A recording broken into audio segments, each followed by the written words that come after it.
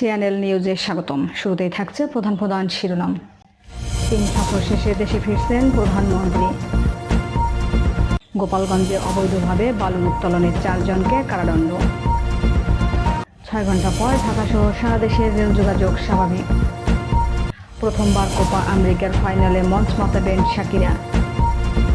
এবার অন্যান্য শীর্ষ সংবাদ। প্রশ্ন ফাঁসে বরখাস্ত 5 কর্মীর বিষয়ে তদন্ত করতে দুদককে চিঠি। ধর্ষণের অভিযোগে টিকটকার ইসমাইল কারাগারে। রাশিয়ার সর্বোচ্চ নাগরিক সম্মাননা মোদিকে। বাংলাদেশে আরও বেশি বিনিয়োগ করতে চায় চীন। নেদারল্যান্ডসকে হারিয়ে ইউরোপ ফাইনালে ইংল্যান্ড।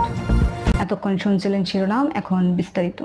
চীনের প্রধানমন্ত্রী লি কিয়াংয়ের আমন্ত্রণে 3 দিনের সরকারি সফর শেষে বেইজিং করতে দেশে ফিরছেন প্রধানমন্ত্রী শেখ হাসিনা। প্রধানমন্ত্রী ও তার সফর সঙ্গীদের বহনকারী বাংলাদেশ এয়ারলাইন্সের বিমানটি বুধবার 10 জুলাই দিবাগত রাত 12:30টার দিকে ঢাকার হযরত শাহজালাল আন্তর্জাতিক বিমানবন্দরে অবতরণ করে।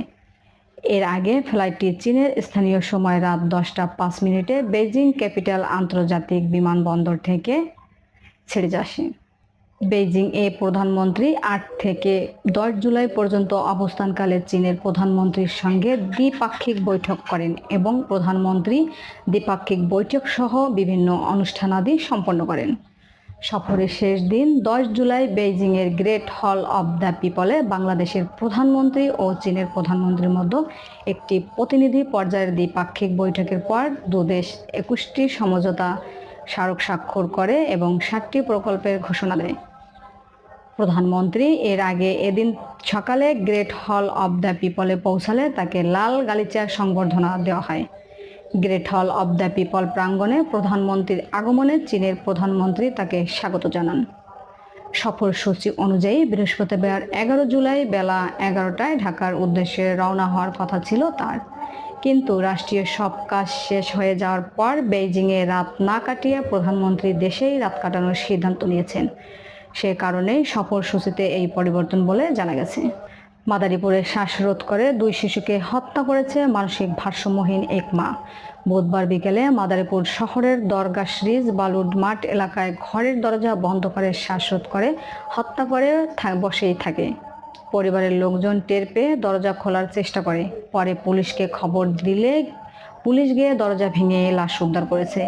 পুলিশ প্রাথমিকভাবে ধারণা করেছে শ্বাসরোধ করে শিশুদের হত্যা করা হয়েছে এবং মা তাহমিনা আক্তারকে আটক করে থানা হেফাজতে রেখে 2 শিশুর লাশ উদ্ধার করে ময়নাতদন্তের জন্য সদর হাসপাতালের মর্গে পাঠিয়ে দিয়েছে পুলিশ। পুলিশ ও স্থানীয় সূত্রে জানা যায়, মাদারীপুর পৌরসভার দরগা শরীফ এলাকায় হালিম খান ও তাহমিনা আক্তার দম্পতির 2 শিশুর সন্তান। একজন 3 বছর বয়সী জান্নাত, অপরজন 1 বছর বয়সী মেহেরাজ। স্বামীর সাথে পারিবারিক ঝামেলার পর তাহমিনা আক্তার তার বাবার সাথে ভাড়া বাড়িতে এসে থাকেন। স্বামীর বাড়ি শরীয়তপুরের পালং থানার সারেঙ্গ গ্রামে। শিশু দুইটির বাবা হালিম খান সৌদি আরব থাকেন। এরই মধ্যে তাহমিনা মানসিক ভারসাম্য হারিয়ে ফেলে, যা চিকিৎসাধীন ছিল। বুধবার দুপুরে তাহমিনার মা ছাদে কাপড় শুকাতে গেলে সে 2 সন্তান সহ তার ঘরের দরজা বন্ধ করে দেয়। এরই মধ্যে জান্নাত ও মেহরাজ এই 2 শিশুকে শ্বাসরোধে হত্যা করে। ঘরের লোকজন দরজা খোলার চেষ্টা করে, ব্যর্থ হলে পুলিশকে খবর দেয়। মাদারীপুরে সদর থানা পুলিশ দরজা ভেঙে মশারি টাঙ্গানো অবস্থায় খাটের উপর 2 শিশুর লাশ নিয়ে মাকে বসে থাকতে দেখে। এদিকে গোপালগঞ্জের কাশিয়ানী উপজেলার রাজপাট ইউনিয়নের তেঁতুলিয়া ও রাজবাড়ী বিলে ফসলি জমিতে ড্রেজার দিয়ে অবৈধভাবে বালু উত্তোলনের দায়ে 4 ব্যক্তিকে বিনাশ্রম কারাদণ্ডের আদেশ দিয়েছেন ভ্রাম্যমাণ আদালত। বুধবার 10 জুলাই বিকেলে উপজেলা নির্বাহী কর্মকর্তা এই নির্বাহী ম্যাজিস্ট্রেট মোহাম্মদ রাশেদুজ্জামান তাদেরকে 15 দিনের বিনাশ্রম কারাদণ্ডের আদেশ দেন।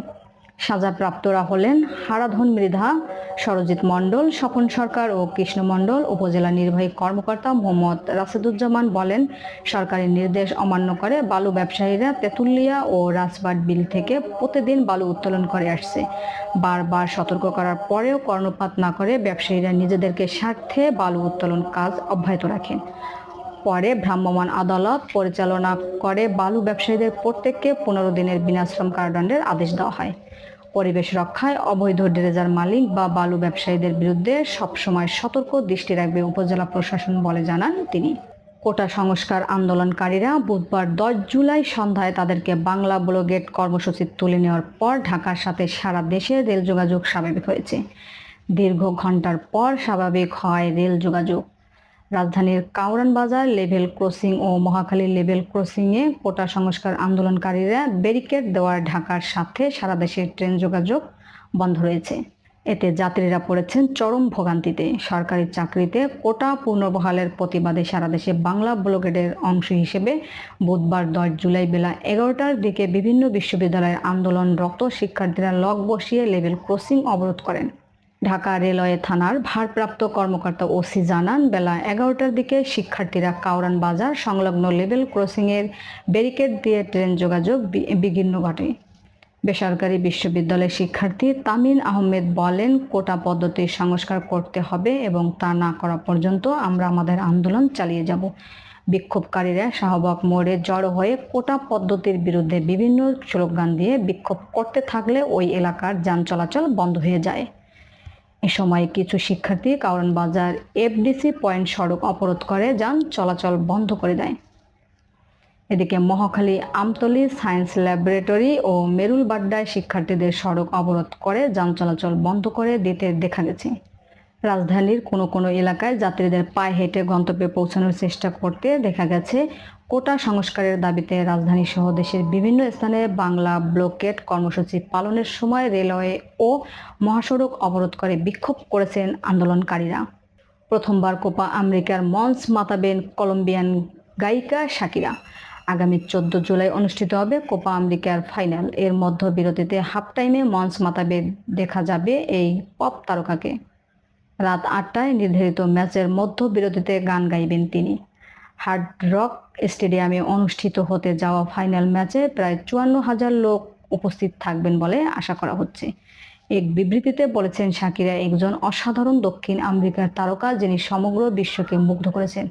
তার গানগুলো গ্রহের প্রতিটি কোণে গাওয়া হয় এবং সবাইকে নাচের তালে মাতিয়ে দিয়ে তার শিল্পীকে একটি বৈশ্বিক ঘটনার রূপান্তর করে, যা সীমানা অতিক্রম করে লাখ লাখ মানুষ উপভোগ করে। সংবাদ শেষ করার আগে প্রধান শিরোনামগুলি আরেকবার। চীন সফর শেষে দেশে ফিরছেন প্রধানমন্ত্রী। গোপালগঞ্জে অবৈধভাবে বালু উত্তোলনে 4 জনকে কারাদণ্ড। 6 ঘন্টা পর ঢাকা সহ সারা দেশের রেল যোগাযোগ স্বাভাবিক। প্রথমবার কোপা আমেরিকার ফাইনালে মঞ্চ মাতাবেন শাকিরা। এখন বিদায় নিচ্ছি আমি চন্দ্রা গায়ন। পরবর্তী সংবাদ শোনার আমন্ত্রণ রইল।